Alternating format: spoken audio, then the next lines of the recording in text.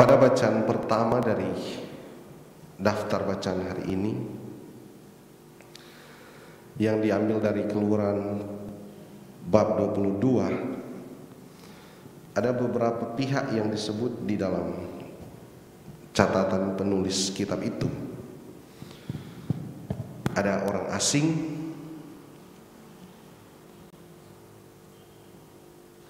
ada juga janda dan anak yatim, ada juga mereka yang berhutang,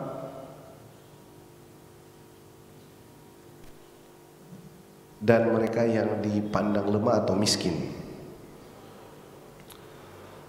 Kitab suci mengangkat banyak tentang mereka ini sesungguhnya.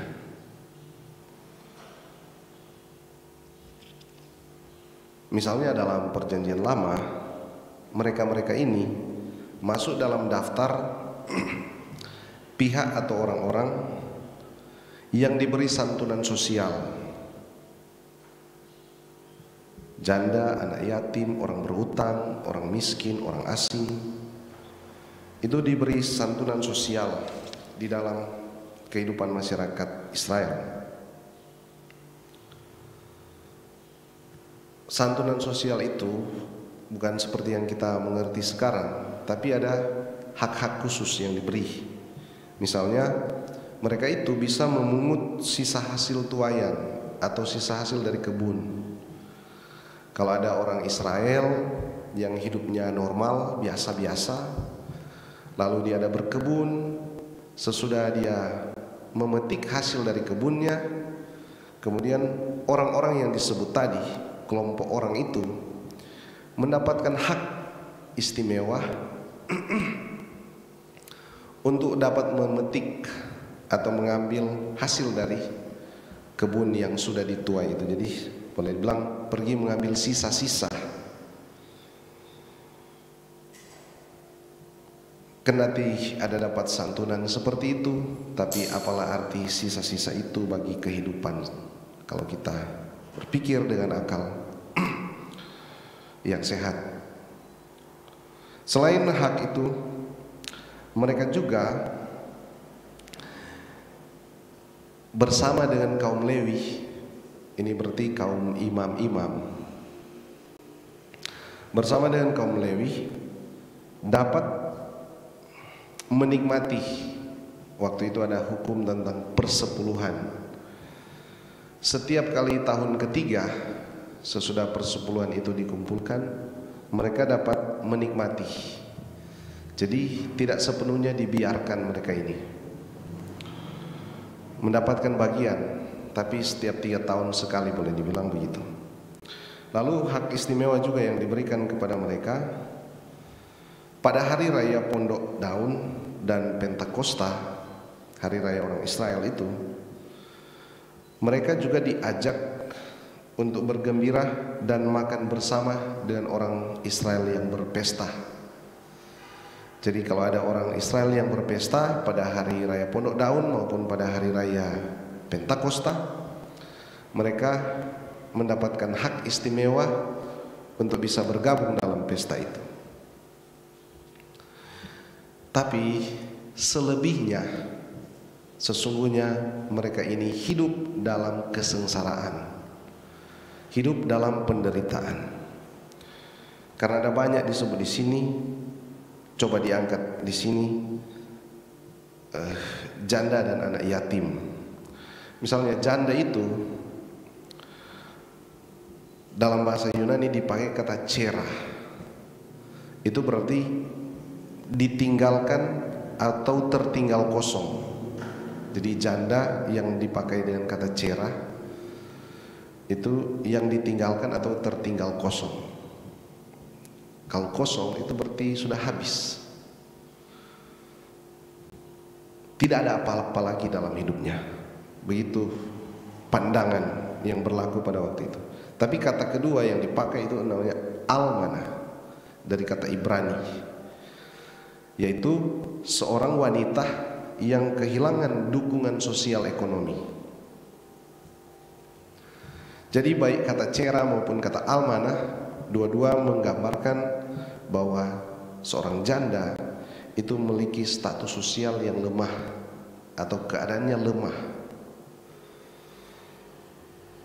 Yerusalem, kota yang besar dan megah, kota yang menjadi tujuan dari orang-orang pada zaman itu, pada waktu kehancurannya, pasca kehancurannya, keruntuhan Yerusalem, itu dilukiskan sebagai kota yang telah menjadi janda. Karena sesudah kehancuran, orang hanya menemukan puing-puing dan reruntuhan.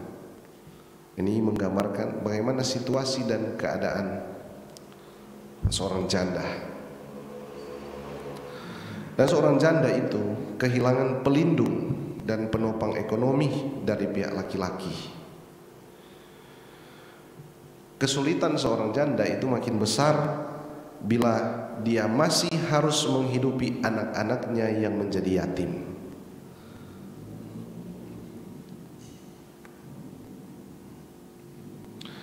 Maka seorang janda kemudian memilih, kebanyakan pada waktu itu ternyata memilih berhutang sebagai jalan untuk tetap bertahan. Dalam kitab Raja-Raja, kitab kedua Raja-Raja pasal 4 ayat 1 sampai 7 dilukiskan bahwa ada seorang janda yang kemudian dikejar-kejar oleh penagih hutang. Dan penagih hutang ini ingin mengambil kedua anaknya yang sudah menjadi yatim untuk kemudian nanti dijadikan budak sebagai ganti bayar hutang itu. Maka memang keadaan seorang janda dalam konteks perjanjian lama digambarkan dan dilukiskan sebagai pihak atau sosok atau tokoh atau orang yang sungguh-sungguh susah, sulit, menderita dan sengsara.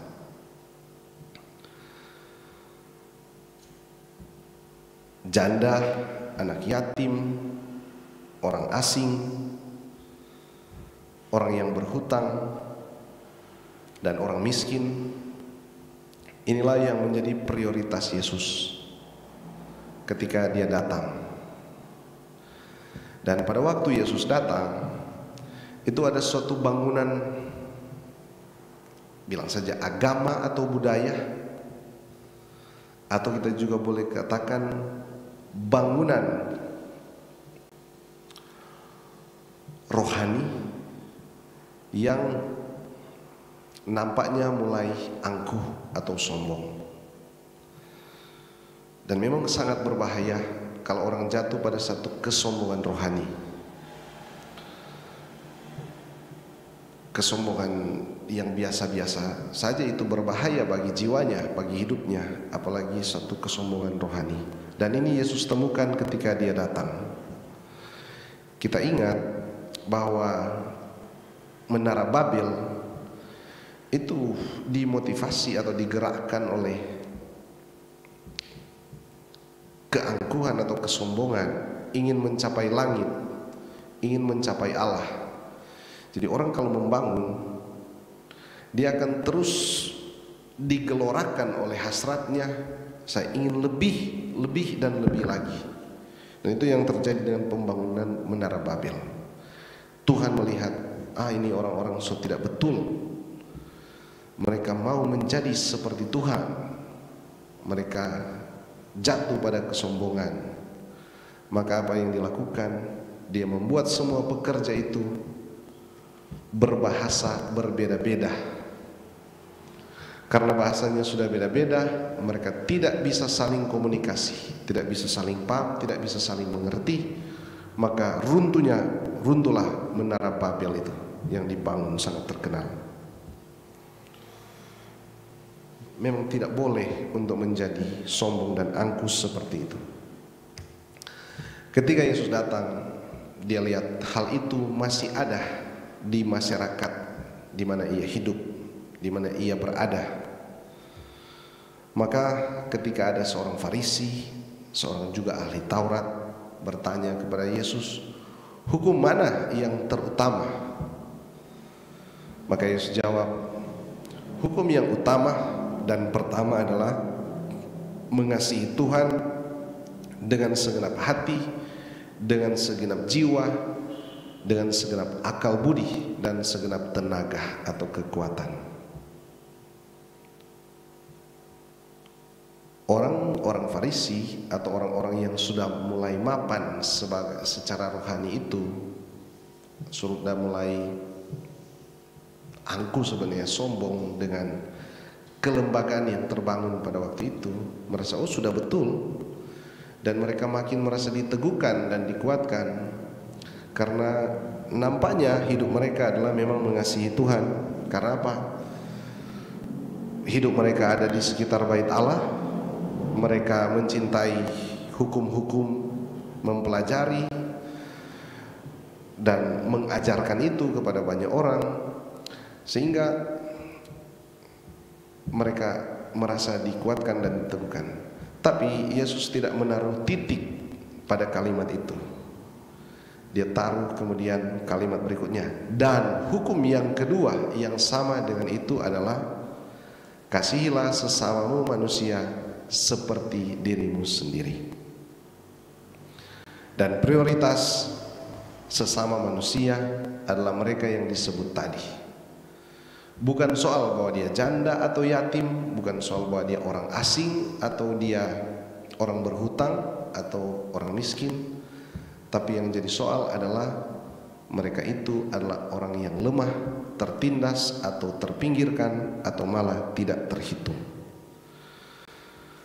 Maka ketika Yesus menyebut hukum yang kedua yang sama dengan hukum yang pertama tadi adalah mengasihi sesama, dia ingin supaya manusia ingat lagi, supaya orang-orang Israel ingat kembali, supaya kita juga yang mendengarkannya sekarang ingat untuk tidak melupakan orang-orang di sekitar kita, terutama mereka yang lemah, tertindas dan terpinggirkan.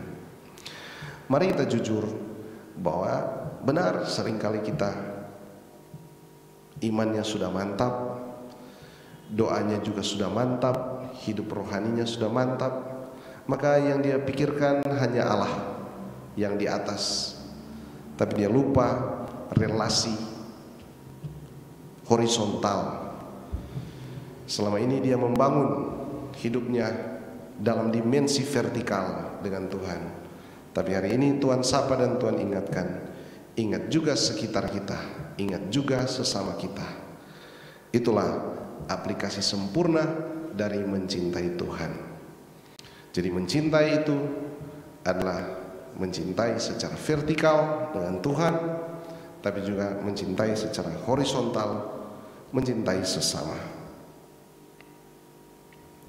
Ibu bapak, saudara-saudari umat yang terkasih, mari dengan disapa oleh sabda Allah hari ini, kita makin mawas diri, tapi juga bertumbuh dalam kerendahan hati. Sebab kesombongan rohani atau kesombongan jenis apapun hanya akan membawa kita kepada kejatuhan dan kehancuran.